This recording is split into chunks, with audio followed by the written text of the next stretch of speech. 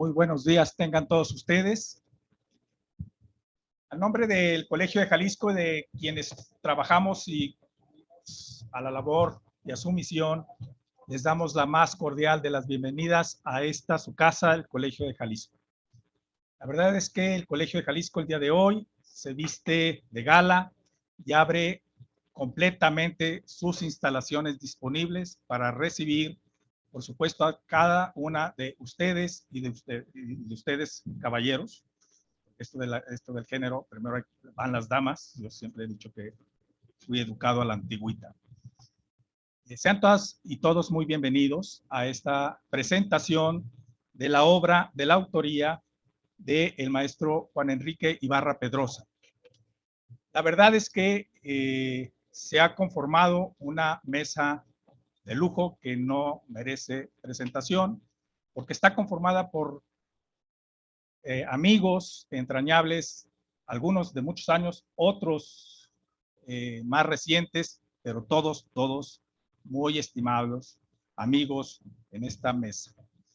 Y no me corresponderá a mí hablar de la obra, más quiero dejar constancia del agradecimiento institucional del Colegio de Jalisco al autor de la obra por el amplio reconocimiento que se le ha hecho a la institución por la labor de divulgación de un patrimonio de los jaliscienses como es el Diario de los Debates del constituyente de este Estado libre y soberano.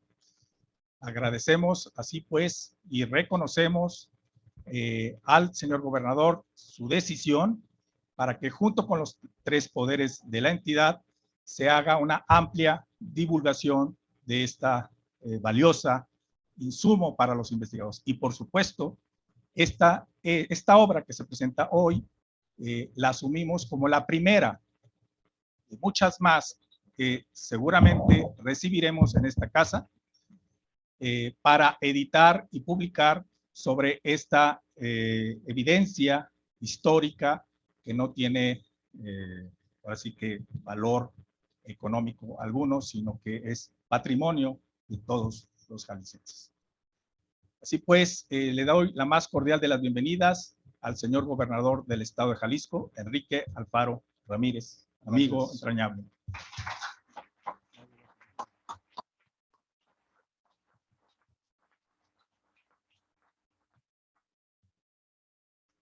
A mi muy reciente amigo, pero entrañable, del cual he aprendido muchísimo de historia en las largas conversaciones que me ha obsequiado, el padre Tomás de Híjar.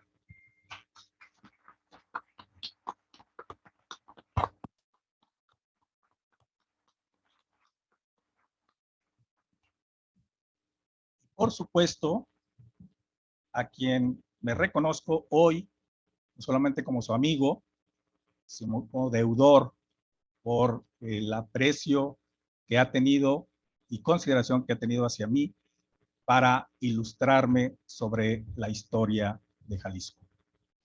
Me parece que la labor que realiza el secretario general de gobierno en su esfuerzo por dar a conocer parte de la historia que, como él bien dice, le sorprende que muchos jaliscienses desconozcamos, y creo que yo era uno de ellos, porque soy formado y fui formado en la educación pública, donde el énfasis estuvo en la unidad nacional y por lo tanto lo que nos enseñaban eran los próceres de la patria, pero ciertamente, como otro ilustre jalisciense, como me lo hizo saber Tomás de Híjar, que es jalisciense, escribió alguna vez un libro que se llama Los sentimientos de la región, que trata de recuperar precisamente la pluralidad en la cual está conformada nuestra nación mexicana. Sin más preámbulo, quiero comentarles que no haré presentación alguna de quienes todos conocen, pero por acuerdo de los participantes, el orden de participación comenzará, por supuesto, con el padre Tomás de Híjar, continuará con el señor gobernador y cerraremos con el autor de la obra. Pues sin más preámbulos, reitero mi agradecimiento personal e institucional al maestro Juan Enrique Ibarra Pedrosa, quien confió en esta institución para poner el primer cimiento para redescubrir como jaliscienses nuestra propia historia. Don Tomás, tiene usted el uso de la voz. Señor gobernador, don Enrique Ibarra, señor presidente del Colegio de Jalisco, queridas y muy estimados todos. Cuando faltan exactamente 350 días para que Jalisco celebre el bicentenario de su nacimiento, según se tome como dato el 16 de junio, o un poco más, si nos vamos al 21 de junio, que sería el acto solemne en el que se jura esta acción del 16 de junio, y en un marco y en un contexto del todo oportuno para eso, ve la luz pública en 264 páginas y solo 500 ejemplares, por lo que habrá que comprar los que estén en las mesas al terminar esta presentación.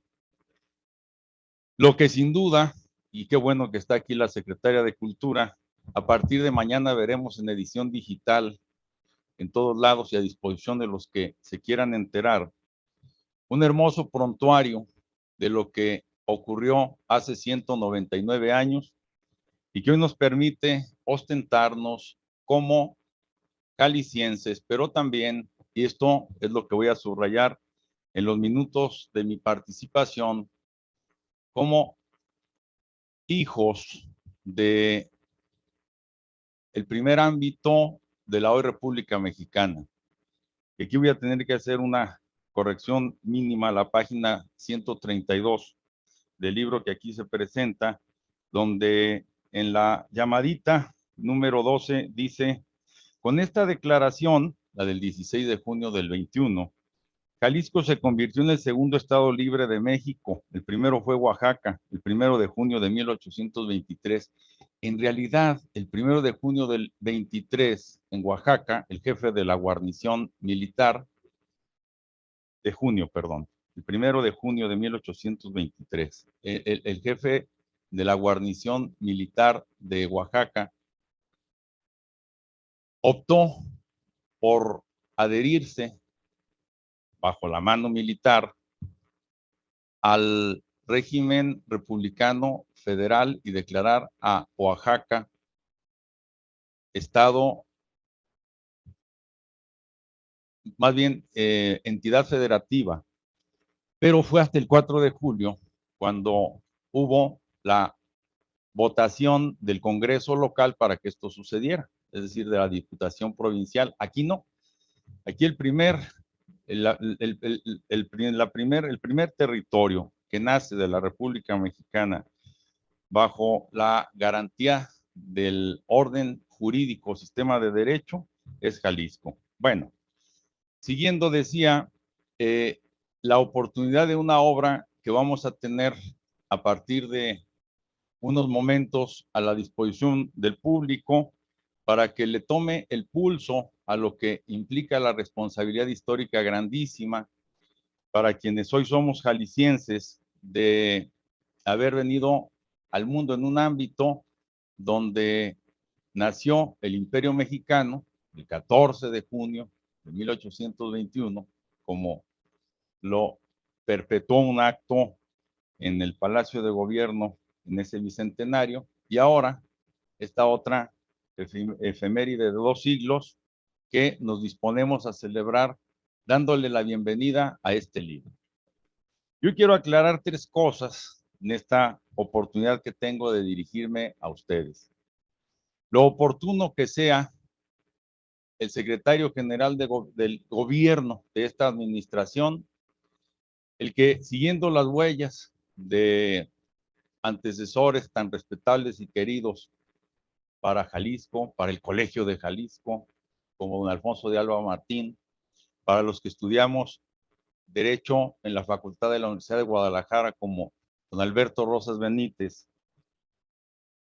Y claro, don José Luis Leal Sanabria en fechas más recientes, siguiendo las huellas, digo, de quienes desde tal trinchera le antecedieron en el oficio de secretario general de gobierno, nos presente este fruto de su diligencia y de su sensibilidad, que ya nos la ha demostrado en otras obras, pero sobre todo en una adicción que ya señalaba indirectamente el doctor Arias al darnos el saludo de bienvenida a Fray Antonio Alcalde. Porque, salvo que don Enrique Alfaro Ramírez me corrija, ha sido su homónimo Ibarra Pedrosa el más tenaz promotor de la figura que con talla de estadista nos ha dejado un norte grandísimo al echar las bases para que Guadalajara desde el humanismo y desde el humanitarismo se convirtiera en la segunda ciudad en importancia de la República Mexicana. Y eso es de alguna manera lo que engasta la obertura del libro que aquí se presenta. Las palabras del señor gobernador, que son de confianza, que la ha depositado en el, por muchos motivos, más experimentado de los miembros de su equipo y de sus colaboradores más íntimos, para que lleve el timón de esta nave a feliz puerto. El prólogo, digo, del señor gobernador, la presentación impoluta del propio doctor Arias, que se ahorró repetirnos lo que vamos a poder leer, y que es una síntesis de las 4 partes de esta obra, donde enfatiza lo que él de alguna manera ya nos expuso, la buena voluntad que ha tenido el gobierno del estado de patrocinar la edición en 4 volúmenes del Diario de los Debates del primer Congreso Constituyente de Jalisco, donde tendremos como no solo los investigadores, tendremos la oportunidad de abrevar en las fuentes primarias de la historia bajo qué signo y bajo qué cualidades vino al mundo esta entidad. Y claro, la obra en sí misma, dividida en etapas de 1808 a 1824, y en ese lapso los incidentes que ocurrieron a partir de los tratados de Bayona en la península ibérica y el tambaleo que produjo la ruina no solo de la soberanía de España en América septentrional, sino también la inoculación de el nuevo régimen en esta porción tan adicta y tan empapada del antiguo. Y bueno, pues todo eso es lo que se va a resolver a partir de la página 125 de este libro. Voy a ser un mal promotor de las primeras, porque si ustedes leen de la 125 a la 200, estarán en la esencia de esta obra y en lo singular y en lo propio de la misma. No porque las que le antecedieron, que son obligadas, sean lugares comunes, sino porque realmente tenemos por vez primera, en letras de molde y a la vista de todos, quiénes y bajo qué aliento y espíritu le dieron vida al estado de Jalisco y la distancia que éste siempre tuvo desde que se llamó el Reino de la Nueva Galicia de las pretensiones hegemónicas y centralistas que nunca faltaron ni siguen estando ausentes. Una obra oportuna, digo, porque además de la sustancia que en sí encierra y la oportunidad de la fecha que ya mencioné, nos deja con un lapso no corto todavía para que situemos el relieve y la importancia que tenga dentro de 11 meses y medio el poder comenzar los festejos del nacimiento de la República Mexicana desde esta parte del mundo. No quisiera cerrar mi participación en los segundos que le quedan a la misma, según lo prometí, sin valerme de la ocasión para solicitarle a la secretaria de Cultura aquí presente nos regale, porque tiene la oportunidad de hacerlo, el archivo del pueblo de Jalisco desde una porción muy valiosa de documentos y fuentes primarias que están en condiciones de tratarse desde esa jurisdicción que le compete.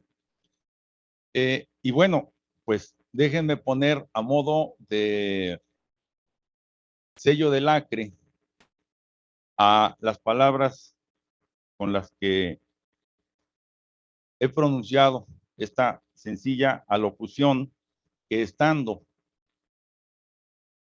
la capitanía de el libro en la de Jalisco, que hoy lo hagamos desde el colegio de Jalisco, aún en Zapopan, no deja de ser significativo e importante. Bienvenido a este nuevo volumen que enriquece la bibliografía del pueblo de Jalisco a la nación mexicana y desde esta hondura tan profunda, la de su nacimiento. Muchas gracias, maestro Enrique Ibarra Pedrosa, por el regalo que hoy nos hace.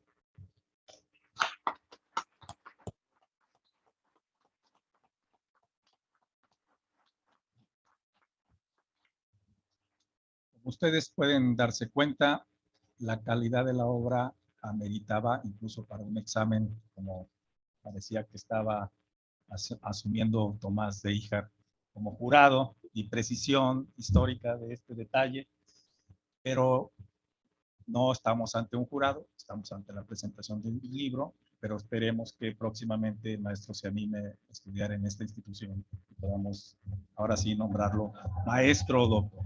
Muchísimas gracias. En uso de la voz, el señor gobernador del estado de Jalisco. Bueno, primero tengo que decir que no es asunto menor venir a hablar de un tema como este, de la historia de nuestro estado, al Colegio de Jalisco y delante de personajes por los que tengo tanta admiración y respeto, que conocen tanto de nuestra historia, y por eso, contrario a mi costumbre, hice algunas anotaciones para el día de hoy. Pero antes de hablar sobre el libro, quiero expresar algo sobre el autor. Primero, que siempre he dicho que Enrique Ibarra es mi maestro en la política. Con él empecé desde muy joven, como varios de los aquí presentes, algunos que siguieron en la política, otros que ya no siguieron en la política. Pero también, y yo diría que con mucha más fuerza, es por mucho mi mejor maestro de historia. Porque igual que Roberto, yo tuve una formación tradicional, con esta lógica de la unidad nacional, de la patria solo es una. Pero al lado de Ibarra y al lado de otros personajes que no quisiera mencionar uno por uno porque me faltarían, he aprendido lo que significa o lo que significó el nacimiento de Jalisco. Porque con el nacimiento de Jalisco nació México también, nació la República. Y en ese sentido, el venir hoy a hablar sobre este libro, pues para mí es un gran honor por quien lo hizo y por su contenido. Y espero no cometer una indiscreción. Es más, tengo que decir que le pedí autorización al licenciado Ibarra, pero sí, además ya me dejó mi maestro Garay, así es que también ya tengo doble permiso. Es increíble, además, la historia de cómo se hizo el libro, porque detrás de este asunto, como de casi todos los grandes logros de Enrique Ibarra, lo digo con mucho respeto, está Lupita Gallo. Una gran mujer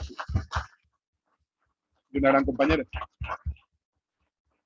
En este episodio en específico, no de la mejor manera, porque Enrique Ibarra empezó a escribir el libro y a poner en orden sus ideas, porque quienes hemos hablado con él de estos temas, sabemos que se sabe todos los nombres, todas las fechas, todas las anécdotas de memoria.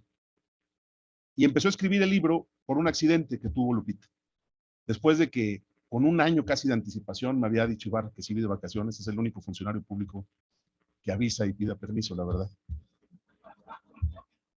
Su formación tradicional. Planeó su viaje y fue a un lugar espectacular y Lupita tuvo un accidente llegando, se fracturó un pie y tuvieron que quedarse varios días en el hotel. Y es ahí en el hotel, pensando en una forma de no poner más de malas a su esposa, yo creo, que Ibarra se puso a escribir este libro. Y creo que es muy importante conocer la anécdota porque habla además desde dónde, desde qué lugar la memoria cuenta y significa tantas cosas. Lo que tiene el libro es sin duda una respuesta puntual a una pregunta compleja. ¿Cómo nace un Estado? Y deja claro, me parece, cuando uno lo lee, que entender o responder esta pregunta es algo que va mucho más allá de definir datos, nombres y fechas históricas. Se trata de comprender el entramado, muchas veces invisible, que une a los acontecimientos, los personajes, los ánimos y las acciones que por separado van dando forma a los pueblos y a las épocas. Eso es lo que tiene este libro. Y como decía Tomás de Híjar, es un compendio muy amplio y la verdad yo diría una lectura obligada a quienes quieran entender lo que es Jalisco, porque relata desde la larga lucha de nuestro estado, desde 1531, cuando Nuño de Guzmán conquistó la Nueva Galicia, la larga lucha de Jalisco por su autonomía, por su independencia. No aborda nada más la fundación de nuestro estado, explica la lucha por nuestra autonomía y nuestra independencia y logra, en muchos sentidos, explicarnos cosas trascendentes y que deberían de servirnos de guía para enfrentar los tiempos que vivimos. Anoté algunas, como el papel fundamental de Francisco Severo Maldonado para impulsar el diario Federalista, la manera como explica cómo Jalisco fue el primer estado en constituir un senado local siguiendo el modelo francés, cómo Pedro Celestino Negrete desde Tlaquepaque en 1821 declaró la separación de la provincia de la corona española, ya lo explicaba Tomás de Híjar, cómo la Diputación de Guadalajara notifica al Congreso Nacional que no reconocería al gobierno de México mientras no se convocara a una nueva asamblea para establecer el federalismo. Para quienes tienen alguna duda sobre si desde Jalisco se puede poner también las reglas del juego con la federación. Esto sucedió en 1823. Habla de, no estoy en orden cronológico, pero habla también de un periodo, yo diría, de luz, como fue el de 1790-1800, para nuestra ciudad de Guadalajara, en donde se construyó, un palacio de gobierno, una universidad, un gran hospital, la primera imprenta, el Real Consulado, la conectividad en diligencias a la Ciudad de México, todas las obras de higienización, los empedrados, caminos, puentes, y cómo tiene toda la razón Jaime Olveda en llamar este periodo como la década dorada de nuestra ciudad. Y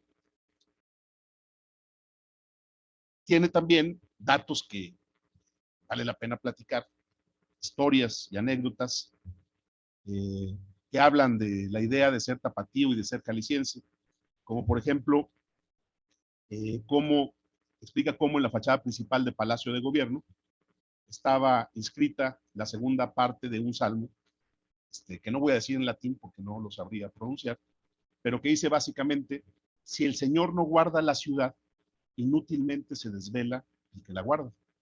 Pero esa frase en latín tiene una parte que dice quicus, y de ahí sale la palabra cuico, porque había un guardia que estaba exactamente abajo de esa parte de la frase. O la historia de cómo la primera elección de gobernador se resolvió en una segunda vuelta y cómo habían empatado Rafael Dávila y Prisciliano Sánchez. Habla de cómo la elección definitiva se realizó en el Congreso y ganó Prisciliano Sánchez, quien era poco menos de en poco menos de 2 años de gobierno, impulsó una nueva legislación fiscal, organizó el Poder Judicial, presentó una ley sobre instrucción pública y fundó el Instituto de Ciencias. Y ganó por un voto, después de un empate.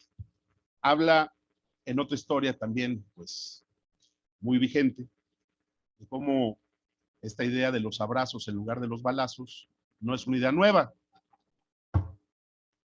María Josefa Rodríguez de Pedroso, viuda de Pedro Romero de Terreros, en 1815 le escribió una carta al virrey de la Nueva España para lamentarse de la lucha entre realistas e insurgentes con un contenido visionario que decía: ¿de qué le servirá al rey una extensión tan dilatada de tierra sin población? ¿De qué la riqueza de sus minas ni los frutos preciosos que producen si no hay mano para el cultivo de las unas y el beneficio de las otras? No se quieren persuadir de que esta guerra debe terminar con abrazos, no a balazos. Desde entonces, todas estas historias creo que explican, y bueno, muchas otras, no voy a extenderme, lo que significa este documento. Estamos, como decía Tomás, en la ruta para la celebración de los 200 años de nuestro nacimiento como Estado libre y soberano. Y por ello, el documentar esta parte de nuestra historia es fundamental. No es solo este libro, sino habría que recordar que hace unos días se presentó ya la nueva edición de los diarios de las sesiones del Honorable Congreso del Estado de Jalisco, que ya finalmente, con el trabajo de Ibarra y de muchos otros personajes que han aportado muchísimo, y muy en especial de esta institución, del Colegio de Jalisco, Roberto, felicidades. Hoy se tiene ya la edición con todos los tomos que no se habían editado, ya están completos. Creo que vale la pena leerlos, porque solo así vamos a poder comprender el significado del momento que vivimos y de por qué en unos días que inicie en lo local la discusión, el análisis y la construcción de una nueva propuesta sobre el pacto fiscal, tenemos que entender el significado, el fondo que va a tener este debate. Y también cómo más adelante, porque no podemos olvidarnos de la idea de que tendrá que hablarse de la manera como podremos construir un nuevo acuerdo social, un nuevo gran acuerdo social en Jalisco. La idea de la refundación se tiene que retomar y cómo en el marco de la celebración de los 200 años, la relación entre entre los estados y la federación tiene que cobrar un nuevo significado. ¿Cómo podemos desde Jalisco mandar un mensaje contundente en el que más allá de colores y de partidos, no dejemos margen al regreso de un modelo centralista que ya tanta sangre le costó al país? Esa lucha siempre valdrá la pena. Y darla desde Jalisco tiene un significado mayúsculo. No hacerlo sería traicionar el legado de mujeres y hombres que nos dieron identidad, que nos dieron orgullo y que sobre todo nos dieron patria. Porque en la defensa de nuestra identidad como Estado libre y soberano, en el respeto a nuestra soberanía, está también la unidad nacional. Esa es una premisa básica de los grandes federalistas jaliscienses que hoy, de alguna forma en este libro, lo recordamos, los entendemos y dimensionamos el significado de lo que hicieron en su momento. Es sin duda una muestra más de por qué Enrique Ibarra tiene esta capacidad convocatoria, para que estén aquí personajes que sin distinción de colores y de partidos lo respetamos, lo admiramos y valoramos enormemente el legado que está dejando en este documento y en sus tantos años de lucha por el pueblo de Jalisco. Muchas felicidades, licenciado.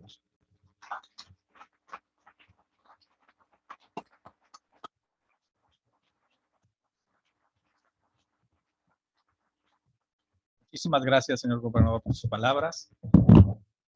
Quiero dejar constancia.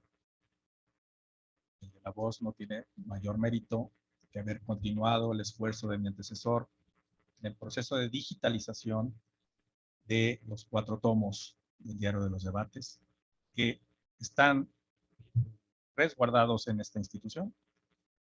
Y hacerle una atenta petición, por supuesto, al señor gobernador y a los 3 poderes que nos obsequien de la producción en papel, porque somos a la antigüita los investigadores de este colegio, y hablo a nombre de Jaime Olveda, que está aquí presente, de muchos de mis investigadores que, por supuesto, estarán dispuestos a hincarle el diente a ese diario de los debates para escribir más sobre eso. Muchísimas gracias. Con ustedes, el multicitado autor de la obra que nos honra con esta primera, y así lo veo yo, la primera obra que el Colegio de Jalisco estará dispuesta a editar en este marco de tiempo que ya planteó Tomás en camino hacia los 200 años de nacimiento de Jalisco. Enrique, maestro.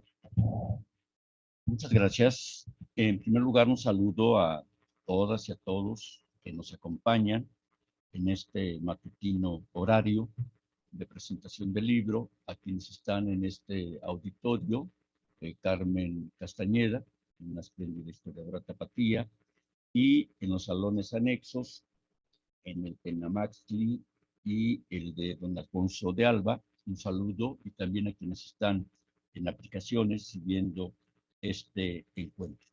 Por supuesto, una gratitud muy acentuada al Colegio de Jalisco, a su presidente Roberto, a su secretaria Michelle y a toda la comunidad por el interés y el profesionalismo en la edición de esta obra, que Roberto generosamente nos extendió la invitación, a Débora, que estuvo muy al pendiente en la impresión de la misma, y por supuesto también a Tomás de Híjar, que ya lo escucharon ustedes. Tomás y yo tenemos siempre coincidencias y disidencias o disensos. Algunas cosas las compartimos, otras tenemos diversos puntos de vista. Solamente apunto alguna, él ya hizo la mención y le agradezco de la corrección para la siguiente edición, que seguramente lo haremos, Tomás, de hacer esa precisión de fechas entre Oaxaca y Jalisco a favor nuestro en cuanto a la cronología, ya no se diga en el fenómeno. Y por supuesto, y seguramente voy a tener más cuidado, Tomás, de la observación que me hiciste de no haber dimensionado más a José de Jesús Huerta, que fue, como eran la mayoría de ellos, teólogo, párroco en Atotonilco el Alto, y que fue el primero que hizo la mención, un hombre muy lúcido, del Estado libre y soberano de Jalisco. Con Tomás, nomás por citar diferencias y coincidencias, coincidimos cuando hablamos de algunos personajes, por ejemplo, de Antonio Alcalde, del propio José de Jesús Huerta, y disentimos, y él no está de acuerdo conmigo, y lo voy a mencionar, y viene también en el libro, en el juicio que yo hago de clérigos tan destacados, sin cuestionar, por supuesto, sus grandes logros, como es el caso del libertador Miguel Hidalgo, que es innegable artífice en la independencia de nuestro país y en la construcción de nuestra nación, pero aquí en Guadalajara, que tuvo sus claroscuros, autorizó el degüello de aproximadamente 700 personas por el solo hecho de su nacionalidad y su origen. Eso desde luego no le eclipsa los grandes méritos y un disenso muy sensible que tenemos Tomás y yo, y ojalá el colegio algún día haga un seminario, lo platicamos, lo conversamos, sobre el rol de un gran obispo, Luis de Cabañas, que en lo eclesiástico y en lo humanitario es extraordinario, excelso, y el legado que nos dio con el hoy Instituto Cultural Cabañas justifica su dilatada presencia como obispo.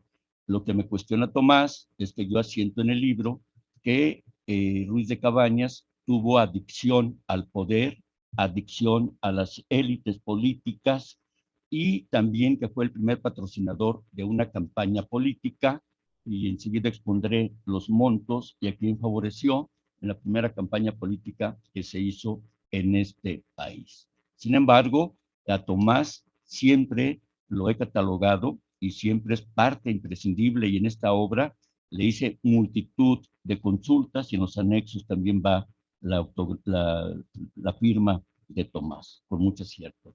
Y por supuesto, agradezco mucho a Enrique Alfaro Ramírez, el gobernador nuestro. No solamente le solicito permisos y con mucho tiempo, como ya lo decía él, para los periodos vacacionales, sino también para todos mis actos que tienen trascendencia pública. Y cuando empecé a bosquejar, ya al regreso que él señaló y que mi señora tiene muy presente, y que bueno que lo recordaste, Enrique, el aprovechamiento de los 5 días varados en una ciudad lejana, y le comenté a Enrique al regreso, oye, boceté esas ideas, a ver si no tienes inconveniente para vertebrar un pequeño ensayo modesto sobre el nacimiento. Y con la generosidad de siempre, Enrique fue anuente. En este libro que compila pues nuestros pasajes, es muy interesante ver cómo nos fuimos construyendo como Estado. El propio Enrique Alfaro, el gobernador, lo mencionaba, mencionando el nombre de Nuño de Guzmán. Nuño de Guzmán fue de los conquistadores de mucho abuso, de los conquistadores del latrocinio, de los conquistadores que explotaban a nuestros pueblos originarios. Y desde allí empezó nuestra lucha por la autonomía en 1530, cuando llega Nuño. Coincidentemente, ¿a dónde llega primero Nuño de Guzmán? Llega al reino de Coinan. Eso tal vez no les diga mucho, pero Coinan es lo que hoy es Tototlán. De todo lo que es Jalisco, al primer lugar donde el señor Nuño tuvo la primera resistencia de los pueblos originarios fue en Coinan. Hizo una masacre ahí, en esa llegada, que viene, si mal no recuerdo, en la lámina 54 de la conquista que está en Cacaxtla, en el estado de Tlaxcala.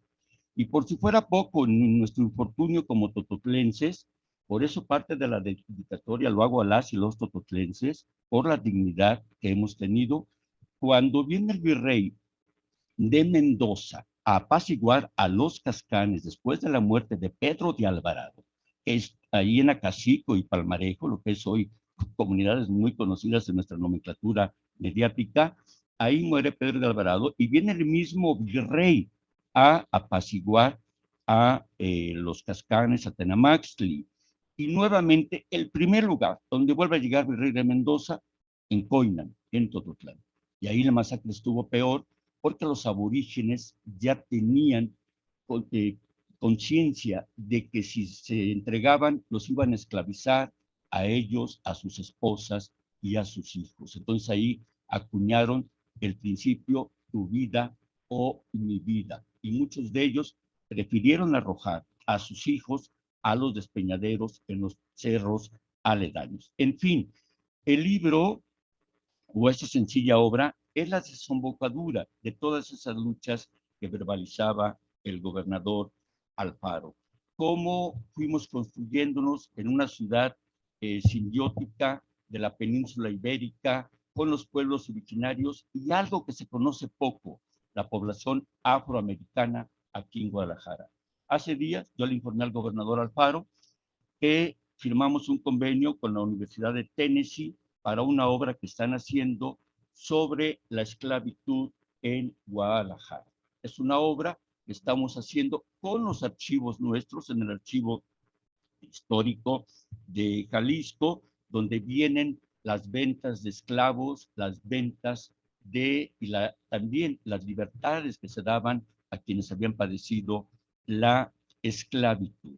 En fin, el libro propiamente desemboca en lo que es, lo que ya se mencionó aquí, la etapa de la independencia, que episodios se dan, las consabidas, entre ellas también de esos episodios singulares, la primera elección que se da en México, en la Ciudad de México, se hizo también aquí en Guadalajara. Se da en 1812 para elegir ayuntamientos, lo que había aprobado la Constitución de Cádiz, porque durante toda la colonia, por disposición de la corona, las alcaldías, las regidurías, las tesorerías y la comisaría de policía se subastaban, estaban a la venta.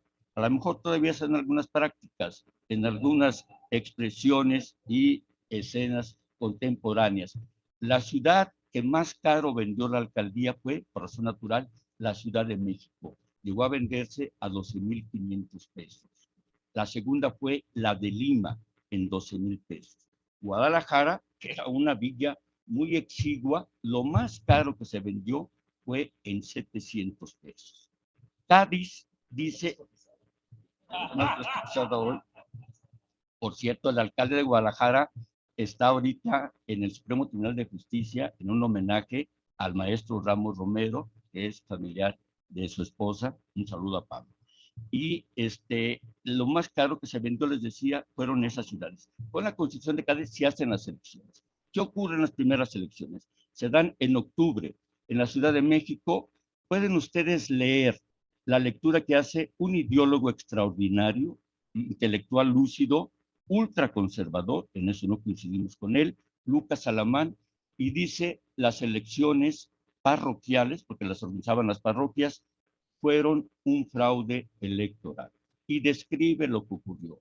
Aguadores, que eran oficios muy modestos, jóvenes, que andaban seguramente ahí buscando algún ingreso, repartiendo propaganda en forma indebida a la vuelta donde estaban las mesas de votación. Incitación a votar, y al final de las mismas había en las actas de parroquia más votantes que los inscritos en los padrones electorales. Y varios de ellos desfilaron por diversas casillas. Aquí en Guadalajara no se vio ese problema. Las elecciones se hicieron en las parroquias, que era la unidad geográfica electoral, así como ahora en las mesas receptoras de votación o las secciones electorales, en el santuario, en Mexicalcingo, en Analco y en el Sagrario, en la Catedral Metropolitana. Aquí no hubo mayor problema, hubo acuerdo entre las élites y se desahogaron las elecciones. Luego se da la independencia, colapsa el imperio de Iturbide, y es donde entra lo que Alfaro, lo que Tomás de Híjar hacían énfasis en la construcción de la nación. En la independencia desemboca en el primer imperio, colapsa estrepitosamente y se da lo que ya mencionábamos. Agustín de Iturbide llega a ser el emperador. Ruiz de Cabañas hace una aportación primero de 1,000 pesos, luego de 25,000, y a final de cuentas él encabeza la ceremonia de consagración en la Catedral de la Ciudad de México de Iturbide como emperador, y lo nombra limosnero mayor. Era un cargo muy relevante porque implicaba manejos y apoyos en tareas. Luego es cuando Jalisco dice, y aquí se mencionó ya también, al centro en esa disputa, en ese interregno entre que no había una forma de gobierno, estaba el triunvirato en el gobierno central, y aquí un personaje que también Tomás tiene razón, necesitamos magnificar más, que es el que fue en la práctica el primer gobernador, Luis Quintanar, que además de haber hecho la primera consulta popular, esto de las consultas también hace en Jalisco, cuando estaba el debate entre federalismo y centralismo, manda escritos a los 132 ayuntamientos que si querían federalismo o centralismo, y también a las congregaciones, a las cofradías, a los cuerpos sociales organizados. Después, ¿en qué deriva el tema?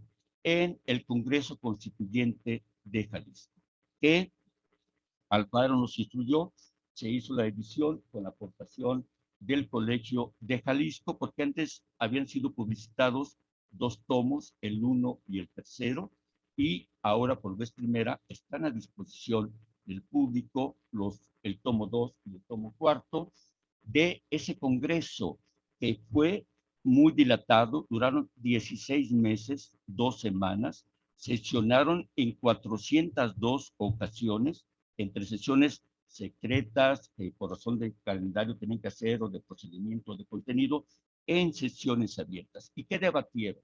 No nos vamos a entretener, por supuesto, en la descripción.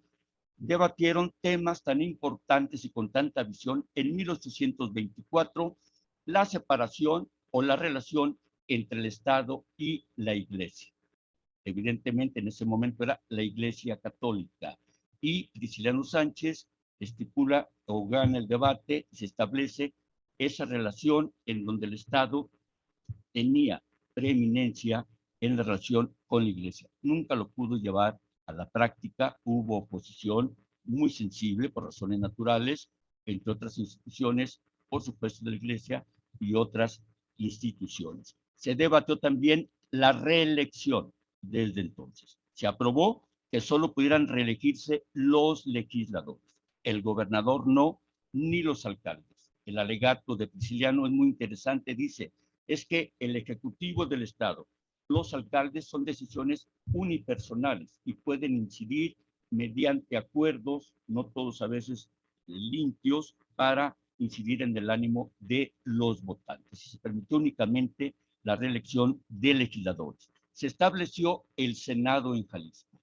El Senado se estableció con un modelo bien interesante de consultoría al Ejecutivo del Estado, pero también en decisión en políticas públicas. No tenía injerencia de carácter legislativo, pero sí en temas. Y también la justicia alternativa. A final de cuentas, la Constitución se promulga, Prisciliano Sánchez se erige como primer gobernador del Estado. Es innegable el rol tan preeminente que tiene Prisciliano Sánchez. En la portada del libro es el cuadro que está en la oficina del titular del Ejecutivo, del gobernador Alfaro, y esa es la proclama que tiene la palabra de progreso, que hoy significaría desarrollo, constitución, educación y liberalidad, o sea, libertad, que son. Y Prisciliano Sánchez es de una gran visión. Fíjense ustedes, más por mencionar algo,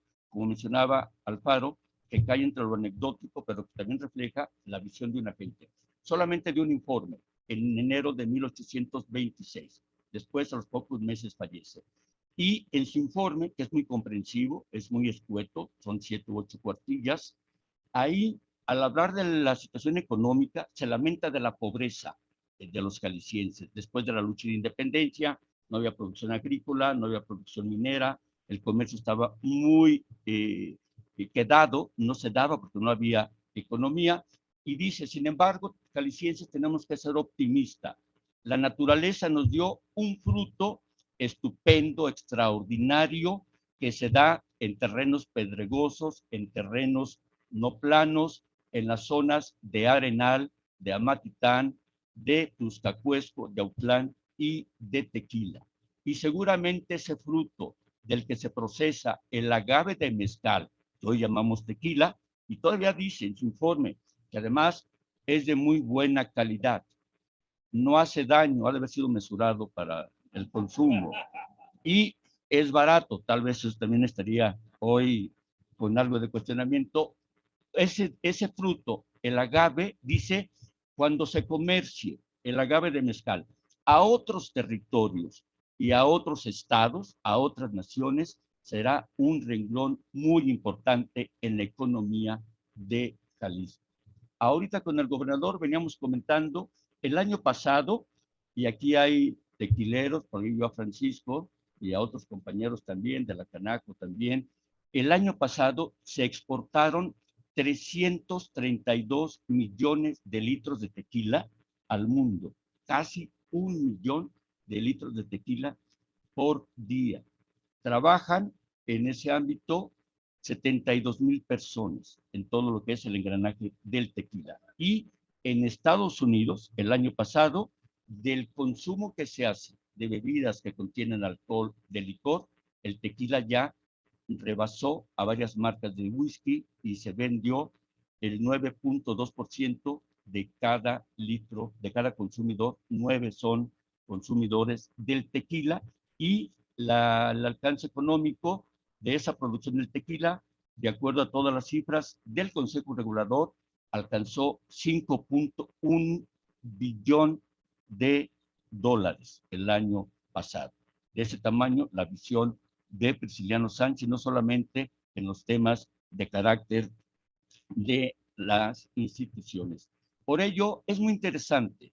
Pertenecemos a un colectivo del que nos sentimos orgullosos, a una comunidad que nuestros antepasados fueron construyendo, a un Jalisco del que verdaderamente sigue siendo un factor y un eje central en la vida de nuestro país.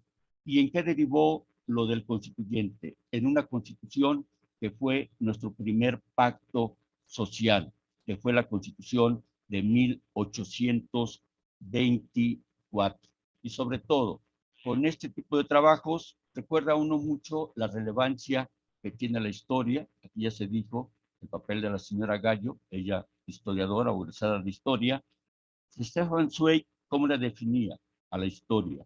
Como la poetisa y narradora más grande de todos los tiempos. O, por ejemplo, un mexicano excepcional, nieto de jaliscienses, su abuelo, Irineo Paz, ha sido el diputado que más veces ha estado en el Congreso de la Unión, fue 12 veces diputado federal en la época de Porfirio Díaz, don Irineo, y Octavio Paz, para él la historia se encuentra y la ubica entre la poesía y la ciencia. La historia, dice Paz, o escribió Paz, no inventa mundos, reconstruye, rehace el pasado. Más que un sabor, un saber, la historia es sabiduría. Muchas gracias.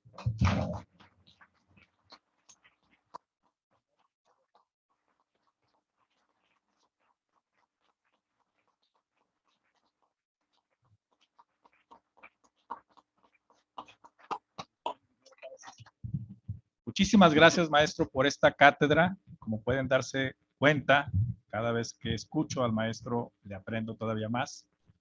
Esta que ahora entiendo y comprendo y definiré como una pieza de alfarería hecha a dos manos, de intelectualidad de origen tototlense.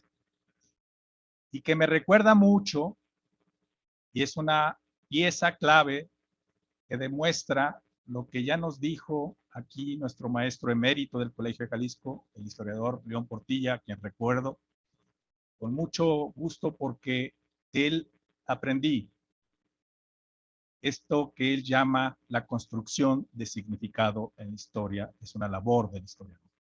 Y como ustedes se pueden dar cuenta, en el secretario general de gobierno de Jalisco tenemos un proto historiador, ya nada más le hace falta que se ponga a escribir la tesis para poderlo. Muchísimas gracias a todos. Por razones de horario, esta casa se reserva lo que tradicionalmente hace de ofrecer tequila y estará en su lugar café. Les debemos el tequila, pero insisto, precisamente por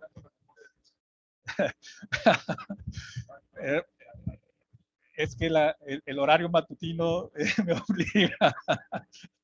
Pero muchísimas gracias a todos, sean todos muy bienvenidos. Hemos dispuesto precisamente a la venta y si nos obsequia algo más de tiempo el secretario general de gobierno para que él pueda dedicar algunos de sus ejemplares que ustedes adquieran.